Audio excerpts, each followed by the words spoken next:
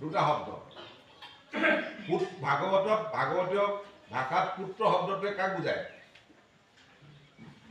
ল'ৰাটোক নুবুজায় কোনো ল'ৰা ছোৱালী দুইটাকে পুত্ৰ বুলি ভাগৱতীয় ভাষাত কয় সন্তান শব্দটো আকৌ কি সন্তান মানেও উভয়কে কয় ল'ৰা ছোৱালী দুইটাকে কয় সন্তানে সন্তাপ দিব পুত্ৰহে আপোনাক পাৰিব কৃষ্ণ সন্তানৰ পৰা আপুনি সদায় সন্তাপ পাব পুত্ৰই আপোনাক পুণ্যামৰ নৰকৰ পৰা উদ্ধাৰ কৰিব এতিয়া চাওক আজিকালিতো জুনিজাত নায়েই গম পাইছেনে কি ক'ব খুজিছোঁ প্ৰসৱ বেদনাত যিমানে প্ৰসৱ বেদনা নিষ্ঠুৰ হ'ব সিমানে মৰম চেনেহ বাঢ়িব আজিকালি প্ৰসৱ বেদনাৰ কথা বাদেই দিলোঁ অকণমান কিবা এটা হোৱাৰ লগে লগে গৰ্ভ কাটি উলিয়াই লৈ আনে এইবোৰ গৰ্ভজাত সন্তানে সন্তাপে দিয়ে জুনিজাত পুত্ৰৰ পৰাহে আপুনি কৰিবলৈ সক্ষম হ'ব যায় কি নহওক পৰিৱেশ পৰিস্থিতি অনুসৰি আজি সন্তান জন্ম দিবলগীয়া হৈছে কিন্তু সেই সন্তানক পুত্ৰলৈ ৰূপান্তৰ কৰক সন্তানক যেতিয়ালৈকে আমি পুত্ৰলৈ ৰূপান্তৰ ঘটাব নোৱাৰোঁ সেই সন্তানৰ পৰা সন্তাপ পাবৰ কাৰণে আমি বেছি দিন নালাগিব যাৰ কাৰণে আজি সেই সন্তানে নি পেলাই পিতৃক বৃদ্ধাশ্ৰমত থৈছে ৰাস্তা কাষত পেলাই থৈ আহিছে গতিকে পুত্ৰলৈ আমি ৰূপান্তৰ ঘটাব লাগিব পুত্ৰলৈ ৰূপান্তৰ ঘটাবলৈ হ'লে আমি কি কৰিব লাগিব সেই পুত্ৰৰ মোহত আবদ্ধ হৈ থকাতকৈ সেই পুত্ৰক আমি ঈশ্বৰত সমৰ্পণ কৰিব লাগিব গোৱাপান ৰচনী সমৰ্পণ কৰাৰ নিচিনাকৈ তলত এখিলা পাত ওপৰত এখিলা পাত দি পেলাই অৰিহণাটো দিয়াৰ নিচিনা সমৰ্পণ কৰাৰ কথাটো নাই কোৱা ভাগৱতৰ দৰ্শনত সমৰ্পণ কৰা এতিয়া চাওক আৰু মনলৈ অহা নাই বাৰু ভকতৰ পদৰেণু মাথে অভিষেকন নকৰোঁ মানুহ তাৰ আগত আকৌ কৈ দিয়কচোন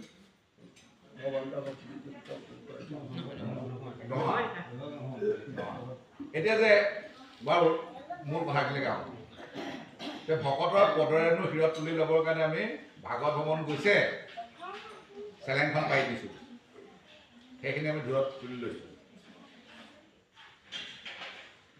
মানে উদ্ধৱে বৈকুণ্ঠ প্ৰয়াণৰ সময়ত কৃষ্ণৰ সৰমযোৰ শিৰত তুলি লৈছে নহয় বাৰু ভৰতেও ৰাজ্য শাসনৰ কাৰণে ৰামচন্দ্ৰক সৰমযোৰ আনি পেলাই সিংহাসনত থৈ তেওঁ ৰাজ্য শাসন কৰিছে এইবোৰৰ পৰা আমি কি বুজিলোঁ ভকতৰ চৰণৰ ধূলিখিনি শিৰত তুলি লৈ পেলাই পবিত্ৰ হ'ম নে লেতেৰা হ'ম ক'বলৈ শুনিবলৈ বৰ বেয়া কথা নহয় জানো কৃষ্ণই হৃদয় স্বৰূপ লক্ষ্মীৰ নিৰ্বাসস্থান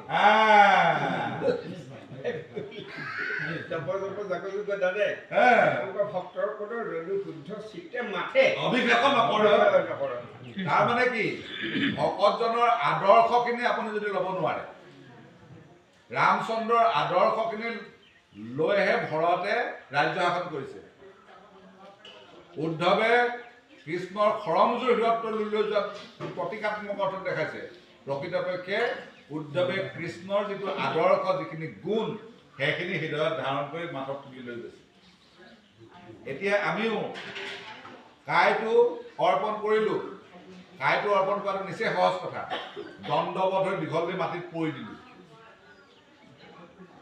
বাক্যষাৰেও একদম অনৰ্গল বুলি গ'ল কিন্তু মনটো বিচৰণ কৰি আছে ক'ৰবাত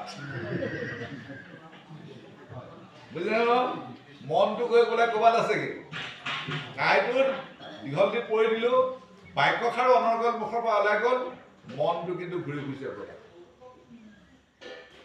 এতিয়া কিয় হয় এইবোৰ কথা সেইকাৰণে সাধুমস্ত আমাৰ ভাগৱতত এতিয়া আমি দশম স্কন্ধ পঢ়ি আহিলোঁ দশম স্কন্ধৰ আদি ভাগৰ শেষৰ ফালে আৰু লাহেকৈ মধ্যভাগৰ প্ৰথম ফালে তাত গোপী আদি ভাগৰ শেষৰ ফালে গোপী উদ্ধৱ সংবাদ এতিয়া গোপী উদ্ধৱ সংবাদ তাত ইয়াত দেখুৱালে কি দেখুৱালে ভাগৱতত চাব দেই ভাগৱতত দেখুৱালে যে যেতিয়া মথুৰালৈ অসুৰে কৃষ্ণক লৈ আহিছিল তেতিয়া তাৰ গোপীসকলে ইনাই বিনাই কান্দিছে, তেওঁক এৰিব নোখোজে। তেতিয়া মানে প্ৰভূত বচন শুনাই পেলাই কৃষ্ণই ক'লে, মই অতি সোনকালে তোমালোকৰ ওচৰলৈ আহিম, চিন্তা নকৰিবা, এইবুলি কৈ থৈ আহিব। কিন্তু মথুৰাত কংসক বধ কৰাৰ পাছতো তেওঁ যদি তালৈ গুচি যায়, তেওঁৰ কাৰ্য সফল হ'ব জানো? নহ'ব। তেওঁলোকক দিয়া বাক্যটো ৰক্ষা কৰিব লাগিব। গতিকে উদ্ধৱক ক'লে যে তুমিয়ে গৈ পেলাই আমাৰ প্ৰভূত বচন শুনাই আহোঁ যোৱা। কিন্তু আনফালেদি কি আকৌ? আনফালেদি উদ্ধৱ কি হ'ল? উদ্ধৱে বিয়া বাৰু কৰা নাই, কৃষ্ণৰ লগতে ছাঁটোৰ দৰে থাকে, কৃষ্ণৰ লগত কৃষ্ণ এৰেহা খাই এৰেহা পিন্ধে, কৃষ্ণৰ লগতে থাকে। গতিকে উদ্ধৱৰ মনলৈ অহংভাৱ এটা আহিল যে মোতকৈ আৰু ভকত কোন আছে হয়? ভগৱন্তৰ অন্তৰ্যামী ভগৱন্তে জানিলে যে উদ্ধৱৰ মনৰ এই ভাৱনাটো আঁতৰাব লাগিব, কাৰণ ভকতক পৰিশুদ্ধ কৰাটো ভগৱন্তৰ কাম। পৰিশুদ্ধ কৰিবৰ কাৰণে উদ্ধৱক পঠাই দিলে, যোৱা গোপীসকলে তেওঁলোক সংসাৰী, তুমিতো সংসাৰ ধৰ্ম পালন কৰা নাই, তেওঁলোক বিষয় সংসাৰী লোকসকলক কেনেকৈ ভক্তি কৰিছে চোৱাকৈ যোৱা। উদ্ধৱে গৈ কি দেখিলে? উদ্ধৱে গৈ দেখিলে সূৰ্য উদয় হোৱাৰ আগতে গোপিকাসকলে শয়ন কক্ষ ত্যাগ কৰিছে। শয়ন কক্ষ ত্যাগ কৰিয়ে তেওঁলোকে প্ৰথমে স্নান কৰিছে, স্নান কৰি নিজক সজাইছে, নিজক সুন্দৰ কৰি লৈছে, সুন্দৰ কৰি লৈ পেলাই তেওঁলোকে ঈশ্বৰ উপাসনা কৰিছে।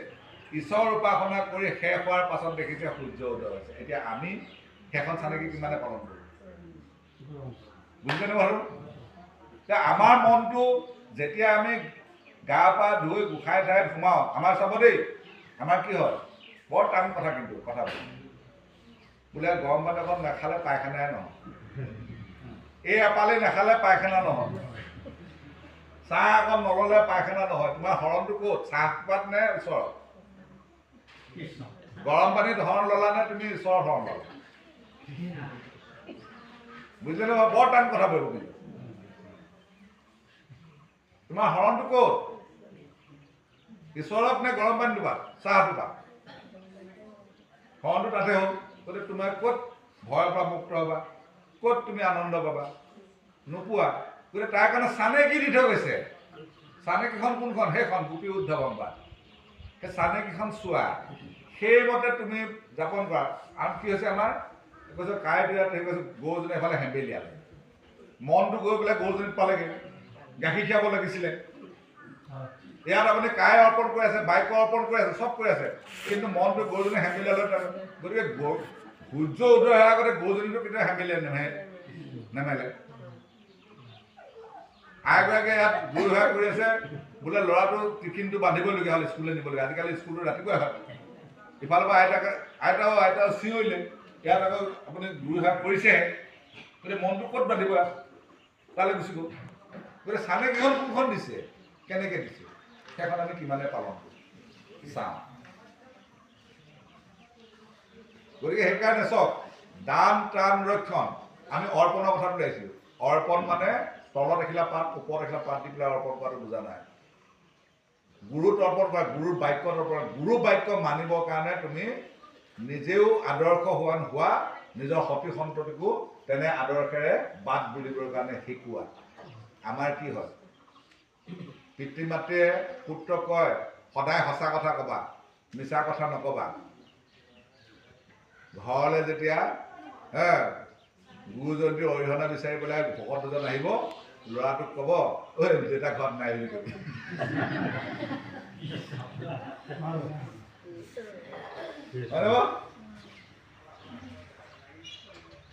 গতিকে সেই পুত্ৰই আপোনাক, সেই সন্তানে আপোনাক তৰাব নে সন্তাপ দিব? গতিকে নিজেও আদৰ্শৱান হ'ব লাগিব, তাকো সেই আদৰ্শেৰে আদৰ্শান্বিত হৈ আগবাঢ়িবৰ কাৰণে শিকাব লাগিব। সেইটোহে সময়, সেইটোহে অৰ্থ। পুত্ৰ পৰিবাৰ সকলোকে অৰ্পিবা বুলি কৈছে, সেই অৰ্পিব লাগিব। তাৰপাছত দান, পুত্ৰ বুলি ভাবি পেলাই পুত্ৰৰ সুখৰ কাৰণে আপুনি দিলে, সেই পইচা আপোনাৰ অথলে যাব, সি আপোনাক দুখ দিব।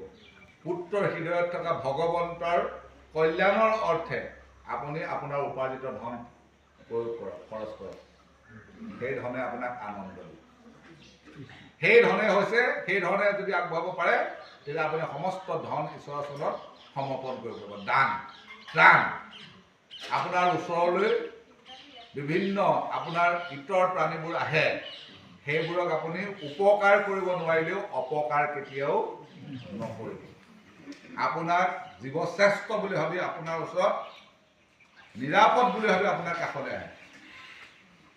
আপুনি যদি কেটেপাখন লয়, এতিয়া আমাৰ আটাইতকৈ ডাঙৰ কথা হৈছে কি যে বান্দৰৰ উপদ্ৰৱ হয়নে বাৰু?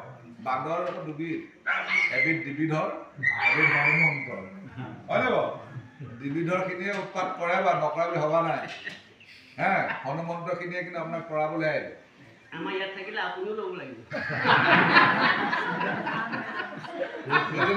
হ'ব বাৰু, প্ৰসংগটো এনে যাব উপলব্ধি গধুৰ কথা। এতিয়া এটা কথা বা চাৰিওফালে এই কি বুলি কয়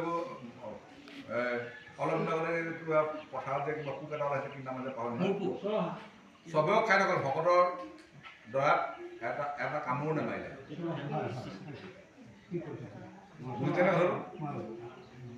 সকলোৱে খাই থৈ গ'ল, ভকতৰ দৰাত একামোৰ নামাৰিলে। বান্দৰেও আপুনি বান্দৰ বুলি ভাবি আছো কাৰণে আমি তেহঁতৰ অটপালিৰ পৰা আমি ৰক্ষা পোৱা নাই। আপুনি ভগৱন্তৰ জ্ঞান কৰক। সেইকাৰণে কৈছো শুনক, আপুনি মিঠা খালেহে বুজি পাব মিঠা নে টেঙা। নোখোৱাকৈ আপুনি কেতিয়াও বুজি নাপাব। ভক্তি কৰিলেহে আপুনি বুজি পাব ভক্তিৰ ফল। নকৰাকৈ কিন্তু আপুনি একো ক'ব নোৱাৰে। আপোনাক কৈছে শাস্ত্ৰ গুৰু হবে ঈশ্বৰ কৃপাই শুদ্ধ উপদেশ দিব। তাৰমানে গুৰ যে মিঠা, এই কথাটো আপোনাক কৈছে। আপুনি শাস্ত্ৰই কৈছে, কোনোবা এজনে ক'লে গুৰ মিঠা, আপুনি চেলেকিলেহে ক'ব মিঠা নে তিতা। ভক্তিৰ ফলটো প্ৰেম আৰু আনন্দ। ভক্তি কৰিলেহে বুজি পাব আপুনি আনন্দৰে প্ৰেম পাবনে নাপায়। আপুনি সেই বিশ্বাসটো ৰাখিলেহে গম পাব যে বান্দৰে সঁচাকৈ মোক উপদ্ৰৱ কৰে নে মোক এৰি থৈ যায়। চাব লাগিব, কৰি চাব লাগিব, কৰি চালেহে গম পাব।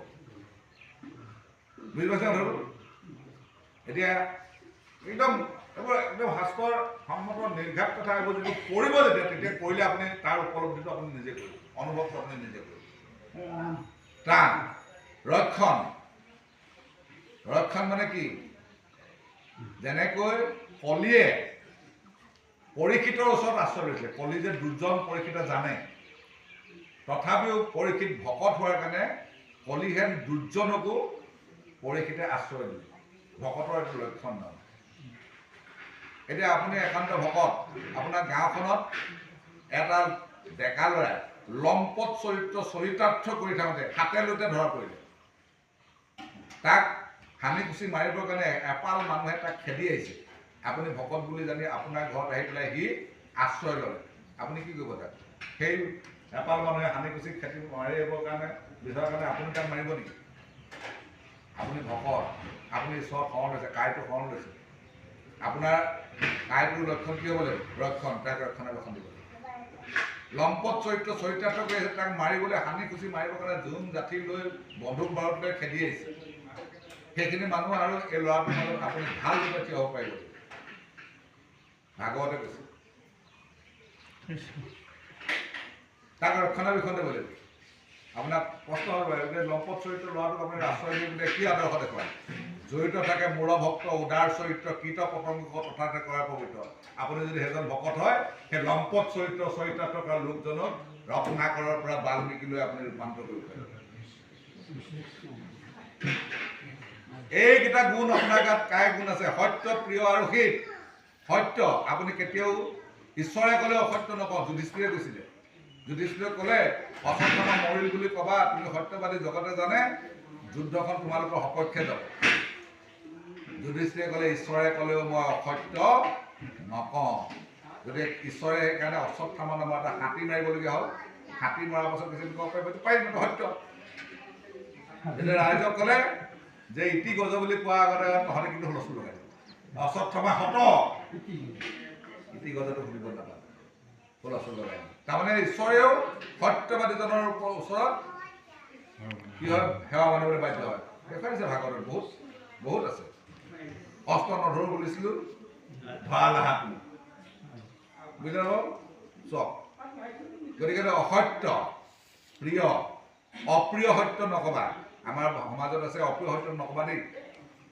নহয়, সত্যটো ক'বই লাগিব। অপ্ৰিয় কৰি নকবা, প্ৰিয় কৰি কোৱা। সত্যটো ক'বই লাগিব, কিন্তু শুনিবলৈ প্ৰিয় কৰি কোৱা। আৰু হিত সাধনৰ অৰ্থে ক'বা, অহিত চিন্তা কৰি নকবা। সত্য, প্ৰিয়, হিত। মন, জ্যেষ্ঠজনৰ প্ৰতি শ্ৰদ্ধা, সমানত প্ৰীতি, মৈত্ৰী, দৰিদ্ৰজনৰ প্ৰতি দয়াশীল হোৱা। দৰিদ্ৰ মানে জ্ঞানৰ দৰিদ্ৰ, সেইজন ব্ৰহ্মপদ চৰিতাৰ্থ কৰাজন, সেইজন দৰিদ্ৰ, সেইজনৰ প্ৰতি দয়াবান হোৱা, দয়াশীল হোৱা। সেইজনৰ প্ৰতি দয়াশীল হোৱা। সমানজনৰ লগত মিত্ৰতা কৰা। জ্যেষ্ঠজনক তুমি সন্মান কৰা। জ্যেষ্ঠ কোন? মহাপুৰুষ মাধৱদেৱে দেখুৱাই দিলে, মোক বাদ দি সকলোবোৰ জ্যেষ্ঠ। মই দাসৰো দাস, টানৰ দাস।